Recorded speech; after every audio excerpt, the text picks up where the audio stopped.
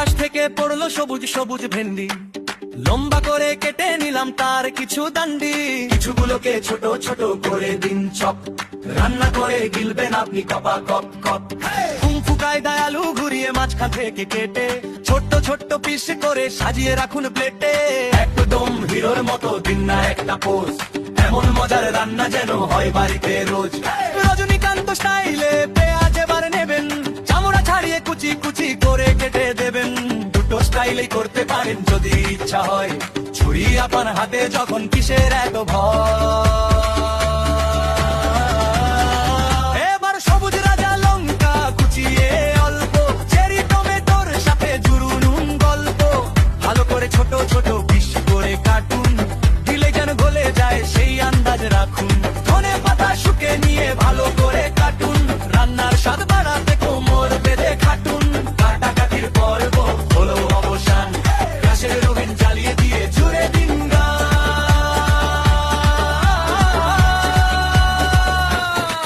প্যানে একটু তেল দিয়ে গরম করে নিন, দুটো স্টাইলে কাটা ভেন্ডি তেলে ছেড়ে দিন। এবার একটু ওপর থেকে হলুদ নুন মাখান, ভালো করে নাড়ান চাড়ান জলটা সব শুকান। গোল্ডেন ব্রাউন রং এলে প্লেটে তুলে নিন, ওপর থেকে লাল লঙ্কার গুঁড়ো ছিটিয়ে দিন। ভাজা ভেন্ডি মচমচে দেখতে লাগে খাসা, খেতে কিন্তু ফাটাফাটি মেটায় মনের আশা। এবার পান তেল দিয়ে আলুগুলো ছাড়ুন, আগের মতো হলুদ নুন দিয়ে নাড়তে থাকুন।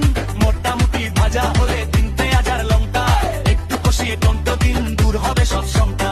টমেটোর জল শুকিয়ে ঢেলে দিন যা আছে ঘরে, নুন হলুদ ধনে লঙ্কা দিন না আপন মনে। এবার গরম জল দিয়ে হালকা করে কষান, তার উপরে বসিয়ে দিন ভেন্ডি বাবুর দোকান। এবার হাতা খুন্তি দিয়ে ভালোভাবে নাড়ান, একটু পরে জল দিয়ে আর একটু কষান। এবার একটু গরম মশলার দিন ধনে পাতা তৈরি আপনার ভেন্ডি বাবু, খুলুন পেটের খাতা।